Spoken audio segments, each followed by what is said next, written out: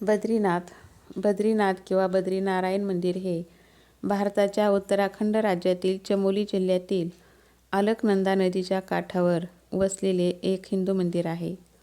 हे हिंदू देवता विष्णूला समर्पित केलेले मंदिर आहे. धर्मातील सर्वात पवित्र स्थानापैकी एक आहे. 4 धामपैकी हे एक पवित्र मंदिर मानले जाते. 4 धाम हे 7व्या व 9व्या शतकातील बांधकामाचे पुरावे असलेले प्राचीन मंदिर आहे. मंदिराच्या नावावरून त्याच्या आसपास वसलेल्या शहराला बद्रीनाथ म्हणतात. भौगोलिकदृष्ट्या हे ठिकाण गढवाल प्रदेशात हिमालय पर्वतरांगाच्या उंच शिखरामध्ये समुद्रसपाटीपासून 3133 मीटर म्हणजेच 10,279 फूट उंचीवर आहे. हिवाळ्याच्या काळात हिमालयीन प्रदेशातील कठोर थंड हवामानामुळे मंदिर वर्षाच्या 6 महिन्याच्या कालावधीसाठी म्हणजेच एप्रिलच्या उत्तरार्धापासून नोव्हेंबरच्या सुरुवातीपर्यंत खुले राहते. हे भारतातील काही व्यस्त तीर्थक्षेत्रापैकी एक आहे. 2012 मध्ये येथे सुमारे 10 लाख भाविकांचे आगमन झाले होते. बद्रीनाथ मंदिरात हिंदू देव विष्णूचे एक रूप बद्रीनारायणची पूजा केली जाते. येथे शालिग्रामची बनलेली त्यांची 1 मीटर म्हणजेच 3.3 फूट लांबीची मूर्ती आहे, जी जवळच्या नारद कुंडातून बाहेर काढल्यानंतर 8व्या शतकात आदी शंकराचार्यांनी स्थापित केली होती असे मानले जाते. या मूर्तीला अनेक हिंदू विष्णूच्या 8 संव्यक्त क्षेत्रापैकी एक मानतात. हे मंदिर उत्तर भारतात असले तरी येथील मुख्य पुजारी ज्यास रावल म्हणतात तो दक्षिण भारतातील केरळ राज्यातील नंबूदिरी पंथाचा ब्राह्मण आहे.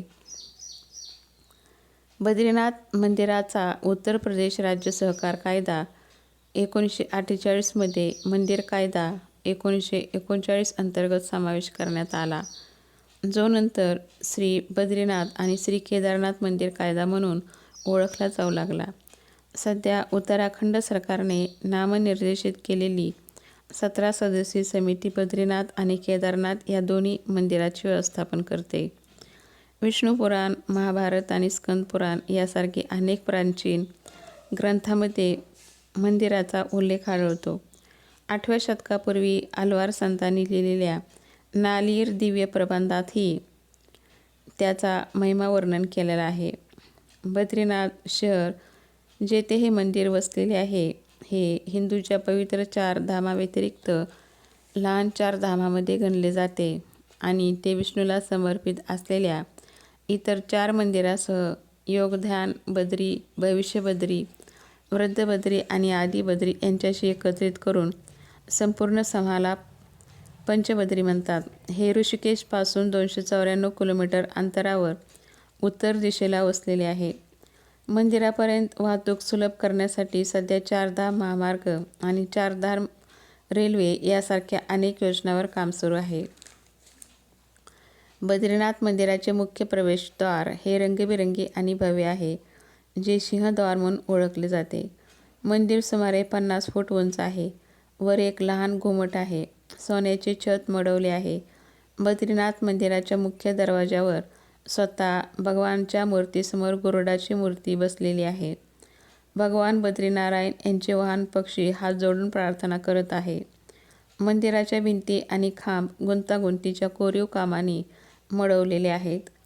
बद्रीनाथ मंदिर हे 3 भागात विभागलेले आहे: गर्भगृह, दर्शन मंडप आणि सभामंडप. गर्भगृहात भगवान आणि बद्रीनारायण, कुबेर, नारद, ऋषी, उद्धव, नर आणि नारायण आहेत. शालिग्रामच्या काळ्या पाषाणात बारीक कोरलेली भगवान बद्रीनाथाची 1 मीटर उंचीची प्रतिमा विशेषतः आकर्षक आहे. दर्शन मंडपात भगवान बद्रीनारायण एका हातात शंख आणि दुसऱ्या हातात चक्र आणि इतर 2 हात योगमुद्रामध्ये आहेत. सर्व यात्रेकरू सभामंडपात जमतात. पौराणिक कथेनुसार आदी शंकराचार्यांनी अलकनंदा नदीत शालिग्राम दगडापासून बनवलेली भगवान बद्रीनारायण यांची काळ्या पाषाणाची मूर्ती शोधून काढली. तप्तकुंड म्हणजेच गरम झरा जवळील गुहेत त्यांनी मूळ मूर्तीची स्थापना केली.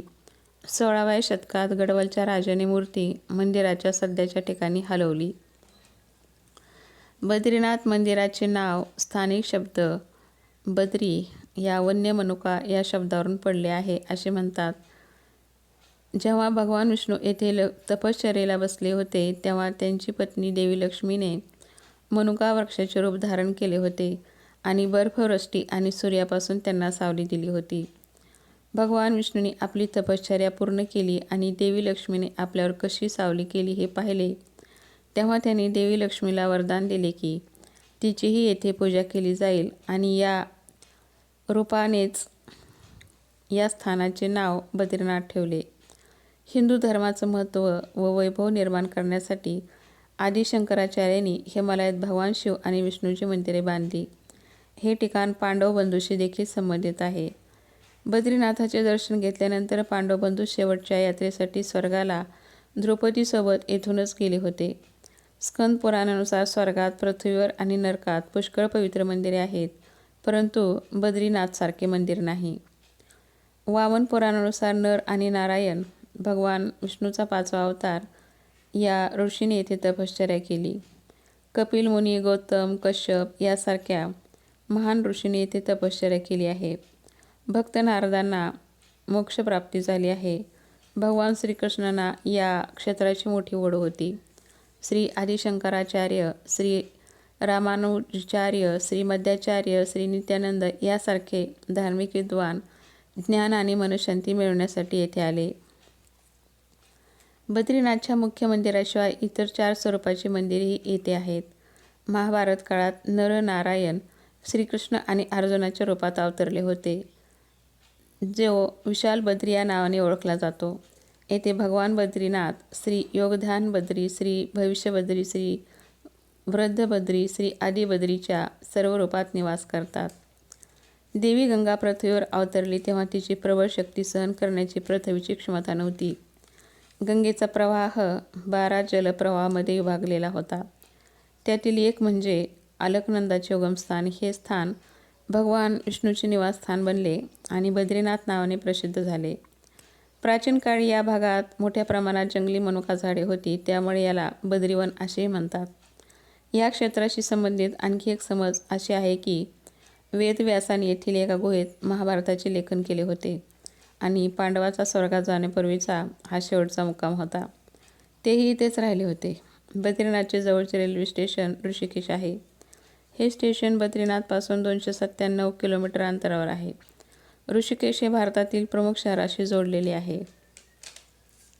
बद्रीनाथचे सर्वात जवळचे विमानतळ डेहराडूनमधील जॉली ग्रांट विमानतळ आहे. हे विमानतळ येथून 314 किलोमीटर अंतरावर आहे. ऋषिकेश आणि डेहराडून येथून बद्रीनाथला सहज जाता येते. हिंदूच्या 4 धाम तीर्थक्षेत्राची नावे आहेत बद्रीनाथ, द्वारिका, जगन्नाथ आणि रामेश्वरम. ही 4 धाम प्रमुख आहेत. जेव्हा व्यक्ती बद्रीनाथच्या दर्शनासाठी जातात तेव्हा त्यांना गंगोत्री, यमुनोत्री आणि केदारनाथ या ठिकाणांचेही दर्शन करणे आवश्यक आहे. या 4 क्षेत्रांना मिळून लहान धाम म्हटले जाते. केदारनाथ या तीर्थक्षेत्राच्या ठिकाणी भगवान शंकराचे स्थान पवित्र स्थान मानले जाते. बद्रीनाथ या ठिकाणास सृष्टीचा 8वा वैकुंठ मानले गेले आहे. येथे भगवान विष्णू 6 महिने निद्रेमध्ये राहतात तर 6 महिने जाग्रत अवस्थेत असतात. येथे बद्रीनाथाची मूर्ती शालिग्रामपासून बनलेली आहे. चतुर्भुज ध्यान मुद्रेमध्ये आहे. येथे नर-नारायण विग्रहाची पूजा केली जाते. येथे अखंड दीप जळतो. हे आचल ज्ञानज्योतीचे प्रतीक आहे. बद्रीनाथचे नाव बद्रीनाथ यामुळे आहे की या ठिकाणी मोठ्या प्रमाणात जंगली मनुकाची झाडे आहेत. येथे जंगली बोरांना बद्री म्हणतात, त्यामुळे या ठिकाणाचे नाव बद्री पडले. येथे भगवान विष्णूचे विशाल मंदिर आहे व हे सर्व प्रकृतीच्या सानिध्यात आहे. केदार पर्वतामध्ये 2 पर्वत आहेत, नर आणि नारायण. विष्णूच्या 24 अवतारापैकी नर आणि नारायण ऋषींनी ही तपोभूमी आहे. त्यांच्या तपामुळे प्रसन्न होऊन केदारनाथ शिव प्रसन्न झाले होते असे म्हणतात.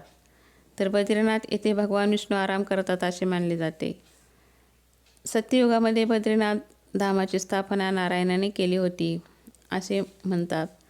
भगवान केदारेश्वर ज्योतिर्लिंगाचे दर्शन घेतल्यानंतर बद्री क्षेत्रामध्ये भगवान नरनारायणाचे दर्शन केल्यामुळे मनुष्याचे सर्व पाप नष्ट होते व त्या मनुष्यास मोक्षप्राप्ती होते असे म्हणतात.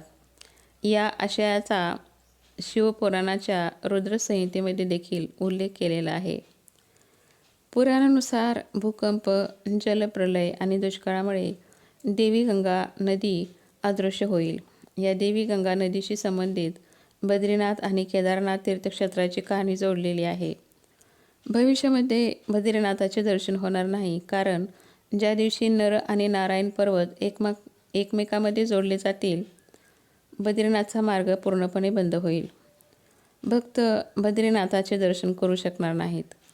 पुराणानुसार येणाऱ्या काही वर्षानंतर भविष्यामध्ये वर्तमान बद्रीनाथ धाम व केदारेश्वर धाम अदृश्य होतील आणि भविष्यामध्ये भविष्यबद्री नावाचे एक नवीन तीर्थाचा उदय होईल. तसेच एका मान्यतेनुसार जोशीमठामध्ये असलेल्या नरसिंह भगवान मूर्तीचा एक हात साल दर साल पातळ होत आहे. ज्या दिवशी हा हात अदृश्य होईल त्यावेळेस बद्री आणि केदारनाथ तीर्थक्षेत्रसुद्धा गुप्त होण्यास प्रारंभ होईल.